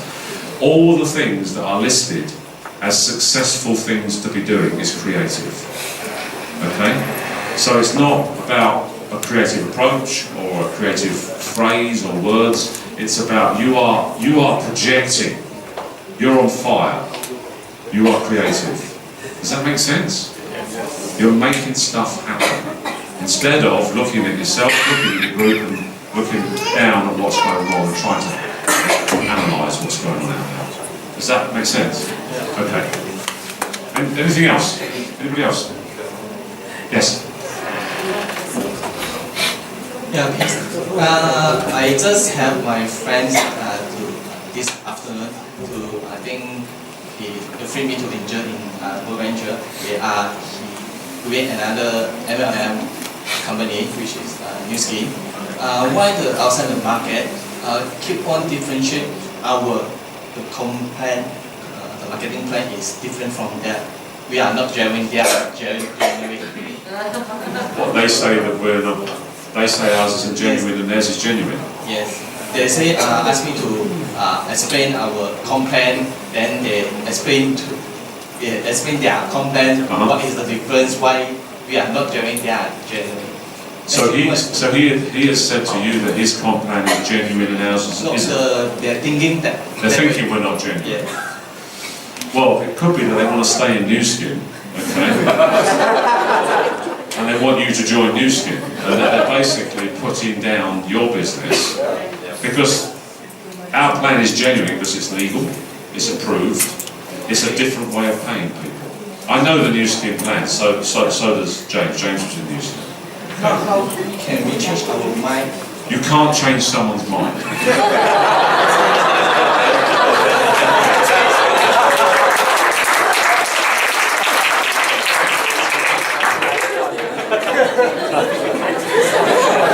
You can't change their mind, but you can change your mind.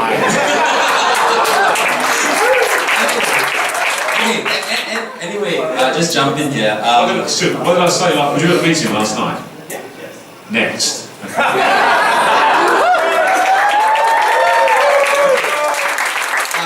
just want to share, when you see, every time when you get all these people coming to you or attacking you or trying to bring you down or whatever, I mean, of course, a very natural response or how normally people react is to defend it, to basically go head on, all right? But I'm sharing with all of you my personal way of handling stuff is that when people challenge me like that, I don't like to go head on.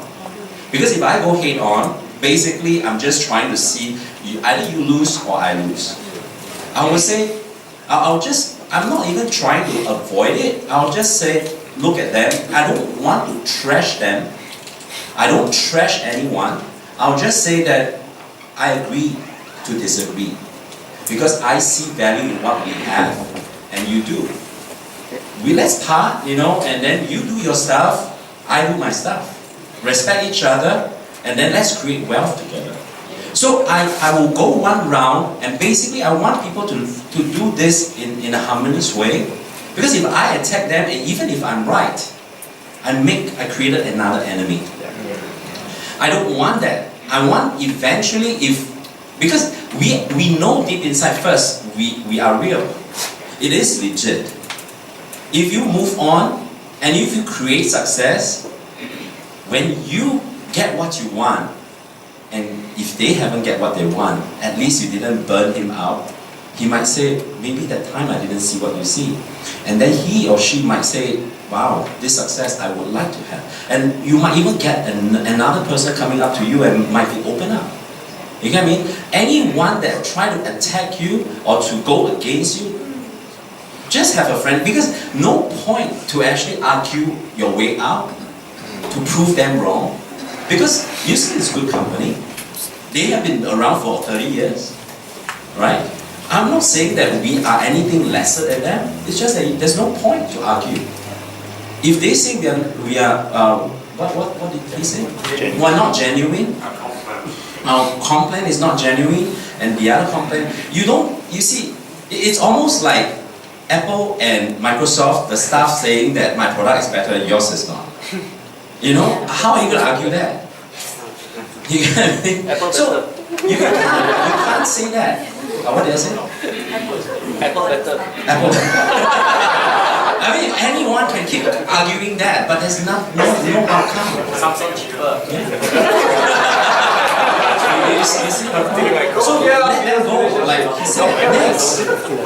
Right? Because this is not here, we are not here. You rather, you don't use this time, you use this time to find another person who see it. Don't waste this time trying to argue it. Next question. Anybody? Anybody else? James, like most of my customer member or businessmen, when they want to join or outsider of this networks company, they always say compare. Do you think that your World Venture will be going up to the 50 position up? And then in the same time, can you beat like C-Trade, Expedia, Agoda, all these things? in terms of business and people booking in. Yeah. So, did you I get It's basically saying that there are business partners, from other businesses or people, when he approached them, they're challenging basically. Can you be the top 50 company, direct sales company? Can you beat other so-called booking engine? You know, that kind of thing. Can we? Can we? Yeah, can we? Right? Eventually, yeah.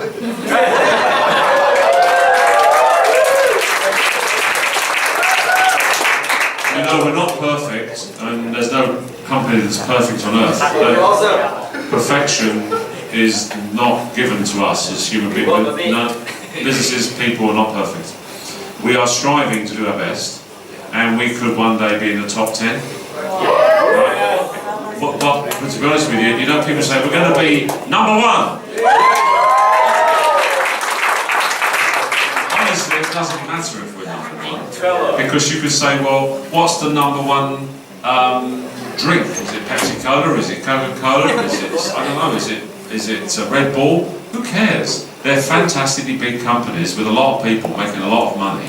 So it doesn't really matter if we're number 1, 2, 3, 4, 5 or 6, as long as we have a healthy, strong business at the top of its game, okay? Because those things change.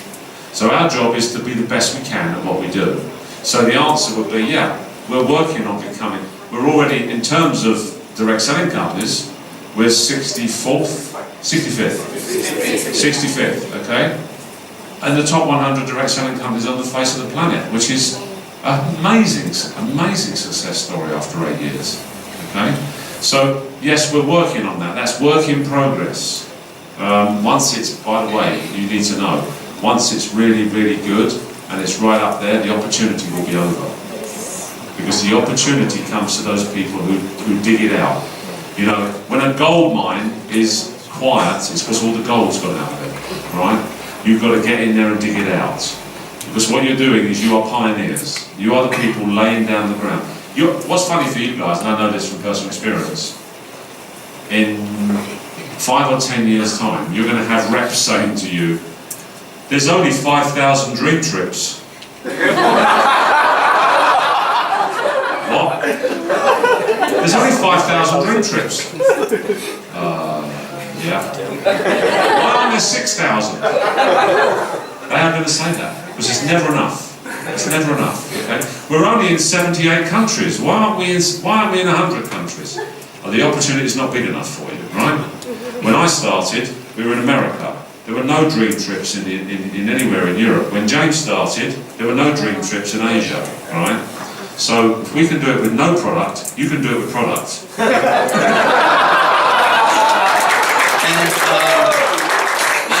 I do understand that there are people that you present to or whatever, they're definitely going to throw you challenges like that. Or are you sure, is this company going to be this way or that way? There are people who will say, if I join now, can you confirm that this company will be stay in business forever? You know, that kind of thing. What if the company go down? You know, that kind of thing. Okay, to handle those people who give you the challenges, again, don't go head on with all these people, no point, you're wasting time. But if let's say somebody would ask me, are you sure you can go into the 100 or top 50 or whatever and things like that? I said, I'm pretty confident this company is working towards that. And in fact, we are looking for people to work together to get us there. Do you want to be those people to help us get in there? Yeah. Then we make the money together. Yeah. I mean, if you want the company to be there first, then you join, other people already make the money. So that's why when every time when I first started building this, a lot of people challenge me. There's no trips, there's nothing here. Why do you want to do it? Why would I want to do it? Why would other people want to do it? My response to them is that it's not, oh, you're right, we can't do it. My response to them is, I'm looking for pioneers. Pioneers come in when things are not there. Pioneers don't come in when things are all there. Yep. Yeah. So are you a pioneer or you can wait? I'm looking for pioneers. Are you the pioneer I'm looking for? That's what I will question them. That's what I'm asking them. That's why people who come on board at that time have already the mindset that they are the pioneers to bring where we want to go. That's all. Okay?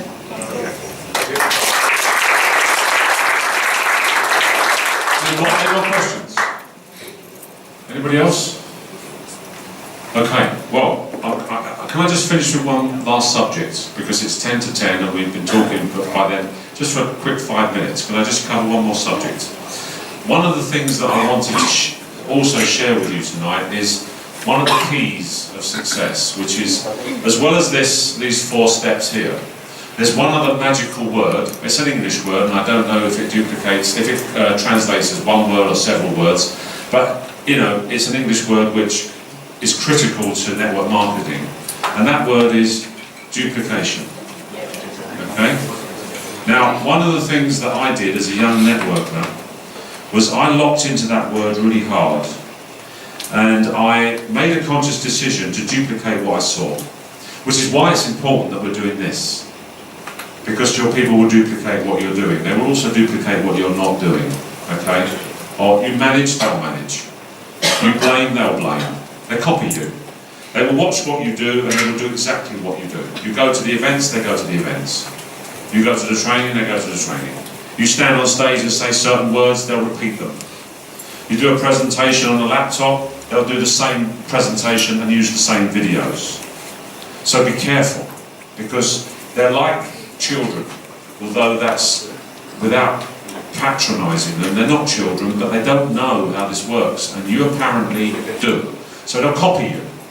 Duplication is critical. It's critical that we get it right. But what I want to do is not so much say to you that, you know, duplication is something that you have to push out. In other words, be careful what you're doing because your group will duplicate it. I want to turn that on its head tonight. I want you to duplicate leadership that you see. Great leadership, like James Lee and Sir Erwin. People who are confident, passionate, dedicated, committed. People who stand for the business. And copy what they do. Copy the way they speak to people. Copy the way that they greet people. Copy the way that they embrace people. Copy the way that the words that come out of their mouths. Okay? When I was a young networker, I watched people making money. I watched the way they walked into a room. I watched the way they shook hands. I watched the way that they, you know, where they sat in the room. I heard the things they said to people. I thought, I'm going to say that to my people. I listened to little tips and things that they said. I thought, I like that. I'm going to use that. I stole their stuff. I stole Rich DeVos's stuff, right? Because I thought, you're where I want to be. You have the success that I want. Therefore, whatever you're saying or whatever you're doing, I need to grab it. I need to take it for my own. I need to make that my own. You need to copy. Success gives out clues. Success leaves clues lying around. Success does not come and knock on your door and say, hello, I'm Success, do you want me? Success has to be picked up. Success will lay there and go, I'm Success, but you obviously don't want me. I do. Then pick this piece up because it's part of the puzzle. You need to be doing this, you need to be doing this, you need to be doing this. You pick up all the pieces of the puzzle until you create the picture. Success is like a painting. It's lots and lots of brush strokes. It's not just one brush stroke. A painting is a series of brushes until you get a painting that makes sense. Success is pieces of stuff. The way someone presents the business, the way that James Lee, when he's standing on the stage like he wants to go to the bathroom, it might be that you need to stand on the stage like you want to go to the bathroom. I don't know. But it could be that's the secret, right? You know, I used to say to people, I used to sit there, I used to take leaders, listen, this is one for you. If somebody's making $1 million a year in network marketing, you should take them out to dinner. And you should pay for the dinner. I'm not looking for you to buy me dinner, by the way. What I'm saying is, you could spend an hour with someone who's that successful and pick up lots of stuff they'll say. It's worth the price of a dinner. If Richard Branson, who's one of the richest men on the planet, is a multi-billionaire, Richard Branson owns Virgin Airlines, you probably know that. If he was to say to you, let's have dinner, I'd say, Richard, we'll have dinner and I'm paying. Because I want to see what where you are, where you think, you know, what you know about business that might help me. It's worth the price of dinner for him, for me to listen to what he's saying, because I'm not a billionaire. He is. There's going to be stuff that he'll say that'll be, wow, I like that. I'll use that. I'll pick stuff up from success. So, you know, you're sitting with your upline, I used to say, right, I'm having a hamburger. If my sponsor, my upline, the guy, my mentor, the person I want, if he has onions in his hamburger, I'll have onions in mine. I don't like onions, but that might be the secret, you know? That's stupid, right? But somebody's making 10 grand a week, right? And he walks like this. I mean, that might be the secret. So I'm being stupid. You go to work tomorrow and you start walking around the office. And people are going, what is wrong with you? Nothing? Well, what are you doing? It's a 10 grand a week walk.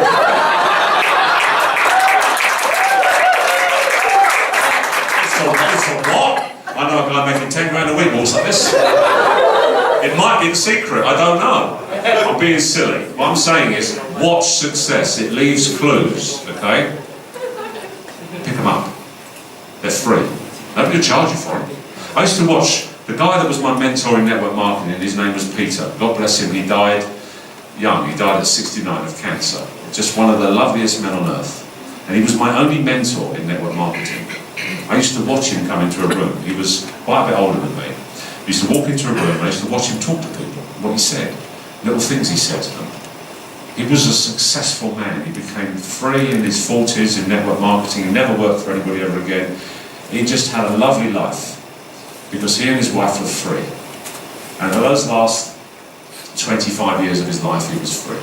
He didn't know he was going to die at 69. But this was a man who was just a giver. And somebody who I grew to love because he taught me. He said to me one day, he said, we were speaking on the phone, he said to me, Peter, you know, that blah, blah, blah, he said that probably won't work. I said, how do you know, Pete? How do you know? He said, because he was 41 at the time and I was 23, 24. He said, because when you've been 41, when you're 41, you've been 23. When you're 23, you haven't been 41, I'm telling you. I said, really? He said, yeah, trust me, it won't work. And he was right, because he had experience. And it was another clue. He was just trying to gently say, you need to stop doing that. That's not going to work. So, success leaves clues, guys. Copy success. It's free. It doesn't cost you any money to pick up stuff. You watch people. James Lee, you see the way he operates. You see the way he works. Grab some of that stuff. Okay? Make it your own. Use some of the words. Use the buzz. You don't have to look like you need to go to the toilet. What you've got to do, what you don't want to do is eat as much food as he eats, by the way. Because James can eat for Singapore. The whole of Singapore, James can eat it, right? I've never known a guy, I mean, he must have the most, the reason he jumps up there is because the most amazing metabolism. He must burn food, you know? I've never seen him eat so much stuff. He just, you know, he's like a bit, I figured that if there was like, in a restaurant, if there was like food on the floor and he'd hold James upside down and he'd just pick it up. You're like a big vacuum cleaner. You don't need a vacuum cleaner, you need a James. Right, I just wanted to cover duplication because this is a key word in our business. All right. That's. I mean, if there's any other questions, okay, we've had a couple of hours, and I just want to say this before Mary and I leave. I know we can talk afterwards, and I don't know if Sir Aaron wants to say anything, and if James, if you anything else you want to say, I just want to say thank you for your tremendous hospitality. Being in Asia is a joy because the people are so gracious. You're so respectful. And you're so easy to work with. If you work in Hungary, okay, or Serbia, they look at you like this. I'm not joking. You're all right in Greece and Cyprus because these guys are fun guys. But when you're in Hungary, they're sort of, they were Soviet, they were part of the Russian, you know, Soviet, what's his name, communists. They're all like, that guy's going to eat me. That one over there's going to eat me. So, you know, you do a presentation, you think, I don't know if I'm going to get out of here alive. They're fine because they come up to you afterwards, oh, this is good, I like this is well, I hope you'll this, because that's the way they talk. So, you know, they're okay, it's just that they're sort of a bit Russian, okay, which is a bit strange. So, working with you guys, smiles, oh, by the way, I haven't had my photograph taken yet. If anybody's got a camera, I'm joking. I've had my photograph taken about 700,000 times. And I'm sure it's going to happen again in a minute. What's with this? One more. Why isn't one enough? Why is it one more?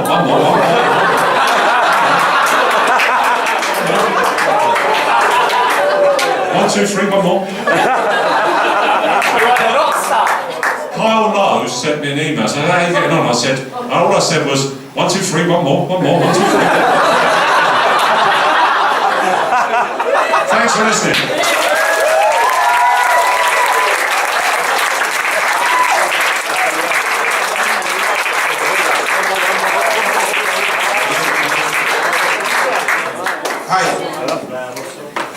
Our number one upline in UK is with us now, and we really appreciate. So far away, all the way fly to Asia, and this is not the end. I think they are going to Hong Kong. Okay, they go to Penang, they go to Johor, they go to Singapore, they come to Kuala Lumpur, and I understand that whole day we keep on give presentation. And we also understand that Asia is very big. It's his elephant leg. Okay? Asia, he can't do anything. But he's still here. This is something we have to learn. Many of us, we don't care about elephant leg. Because it's too big, we don't care. Okay? Peter's success is not because now his success only he do this thing. It's because he do this thing, he becomes successful.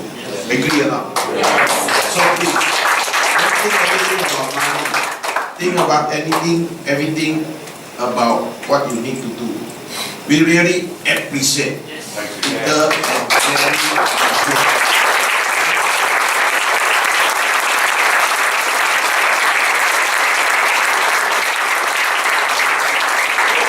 Especially last night. Okay? Who is not here last night? Raise your hand. You lost your half of your life. But you can say after by seeing the video. Please keep the video. Okay? Last night is fantastic. Okay? Now, last night you can see a tall man and a short man. Then you can see what is the difference. The tall man had to stand very stable, talk very steady. The short man had to jump.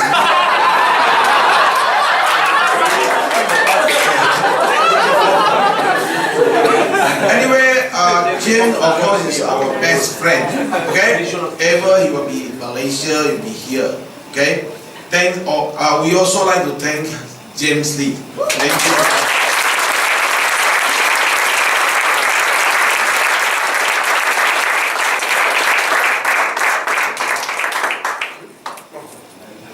And also, must always be our MC. Do you know she's pregnant now? Even then, she's still here. Thank you very much.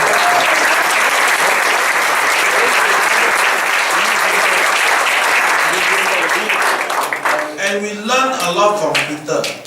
Peter powder ham.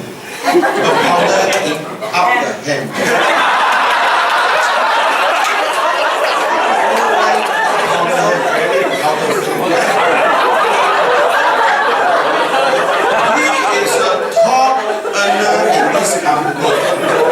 And he's here to prove to us, to show us it works. It works. Okay? People don't believe. Wow, cycle. How can we go to the maximum cycle? Okay? Peter have 4,000 cycle a month.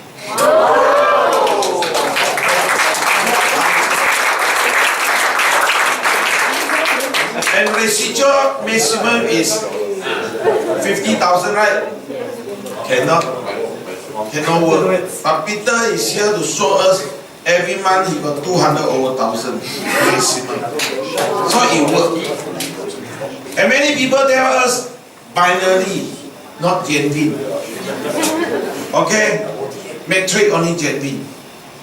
Okay? You don't blame them. Okay? All the metric will face problem. But why they don't change? Because they cannot change. Because they are too long, there are too many people, they cannot change. Okay? But they really suffer. They try very best to change the country. It needs to be very sure with you. Why they say cannot work? They say 101% elephant leg. That's why cannot work. If you have elephant leg, you have to thank God. Forever you work for one side. Okay? But here again, Peter again, here to show us, not necessary. Peter, this side of 50 over 1,000, 51,000, here got 58,000. Equal. Understand? You understood? You stood up? Understand now? Okay? So Peter, last night you have motivated me. You have motivated a lot of people. Okay? I'm a big guy. I'm taller than Jim. But until I saw Peter last night said, all the people he met is small people. Because he's too short. 5'9". 6'9". 6'9". Understand? Huh? 6 feet 5 inches. There is 190. 190. Okay? You have to see him like this. Okay. Really, someone really motivated. You understand? And there is only one account. He have a lot of accounts. How many secret? And I saw his bed office. Bed office only 2-year history, do you know? About 2-year history. Before that, we didn't have this, what we call e-wallet, something like this. So with the 2-year, Malaysia ringgit 10 over million. Listen very carefully. 2 years can make only one account, 10 over million. 1,000幾萬，1,000多萬。Enough for you or not? Yes. That is the thing we are doing. And please, we are pioneer. If you want to be a pioneer, you have to earn the right. Earn the right to give up. You have to face a lot of things. Understand or not? Yes. Those people cannot be pioneer, never mind, ask them go back and sleep. Cannot be everybody coming, right or not? After we get problem. Those people think that new scheme very good, carry on. Or else we got no vitamin to take. Please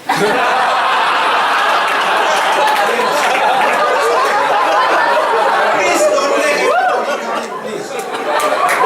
Our job is we see anybody, we have to talk to him. Okay, we have to. But decision, they make their own decision. Agree or not? Yeah. That's it. Okay? And duplicating. Please duplicate the successful. Success is easy, and yes, success is difficult. Difficult means until today, many people still didn't get for. Easy is follow the successful people footsteps. You can work the same destiny. Agree or not? Yes. And beautiful of this business, all the successful people allow you follow their footsteps. And they even show you the way. Because this work, this business is fantastic. If you want to be successful, you have to make your people be successful. Only you can be more successful. So this kind of business definitely it will grow. It can work. And people like me, people like Peter, we are somebody.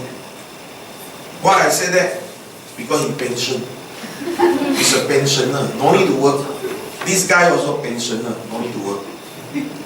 But why we still jump back, stick with World Venture, must be something behind. You cannot be smarter than me. Never. I have 5 PhD. For your information, 5 PhD. Okay? I don't know he have how many PhD. You will never smarter than us. You don't know. You have MLM PhD.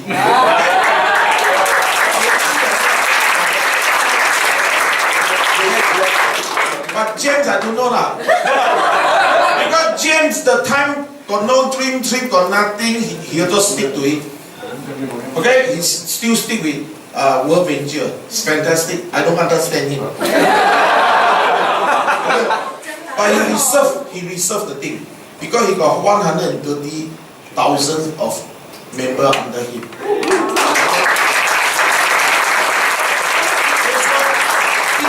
Have 450,000.